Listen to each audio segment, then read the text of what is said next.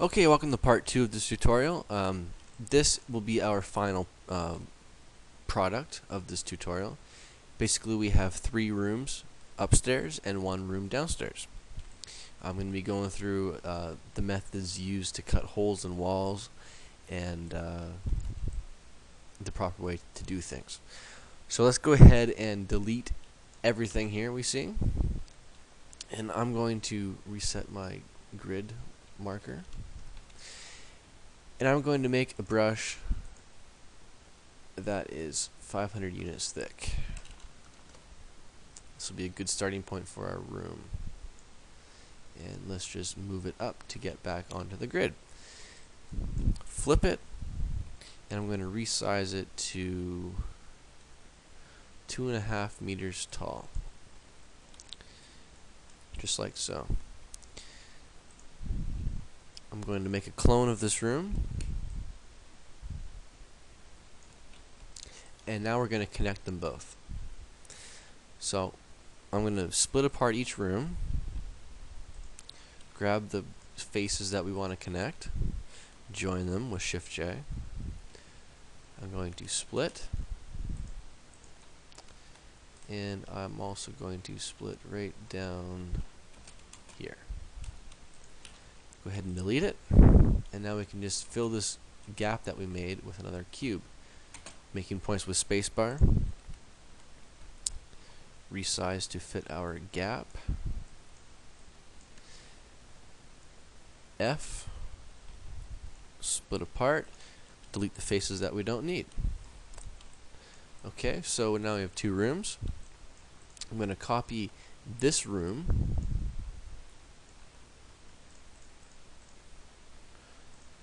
and we're going to make this the basement, I guess you can call it. Join it with Shift J.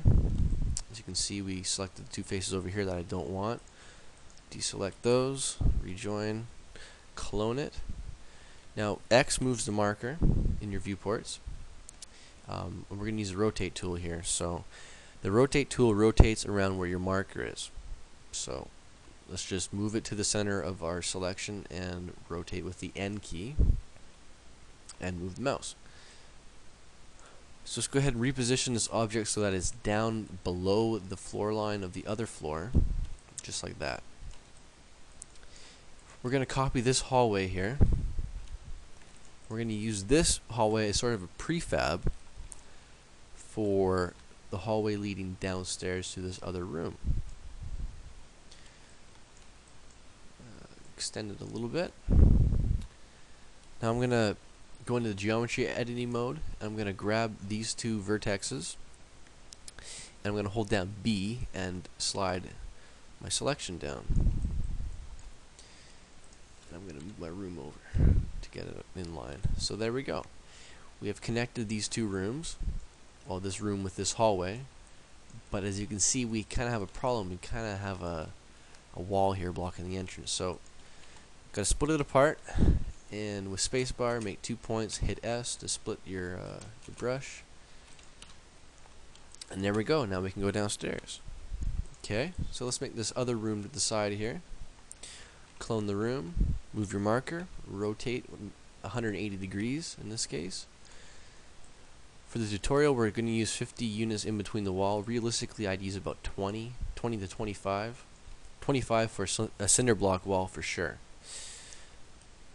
Okay, so I'm going to split apart all these polygons here. I'm going to close this room off. And split apart everything else as well as in this room. Delete this face since we will be copying our work on this face over to the other side. Go ahead and make a split right there. Another split right here, 1.5 meters in. And then in this viewport, we're going to cut the top off to make a doorway. So there's our doorway. Now as for our window in this room, we're going to split right here. Shrink our grid a little bit. Split there. And waist height is going to end at the top of the doorway, and we're going to delete that. So we're going to select all these polygons that we've made here, join them with Shift J, Control C, Control Alt V, which is pretty much clone in space.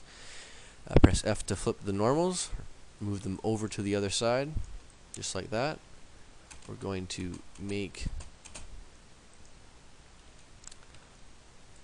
the door jamb, I guess you can call that.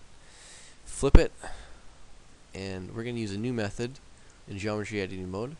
Page down will simply delete a face. So go ahead and do that, and now we have a doorway. We can make another box, or we're going to simply copy this over there, resize it to fit and suit whatever we need to do. So in a few minutes, I recreated what you've seen in the beginning of the tutorial. It doesn't take very long at all. The results are pretty instant, I guess you can say, and hopefully this has gathered some more interest in this level editor. And if it has, I'll be making some more tutorials. The next tutorial is going to be exporting to 3ds Max and lighting it, and then importing it into Unity so we can use it. So stay tuned, and thank you.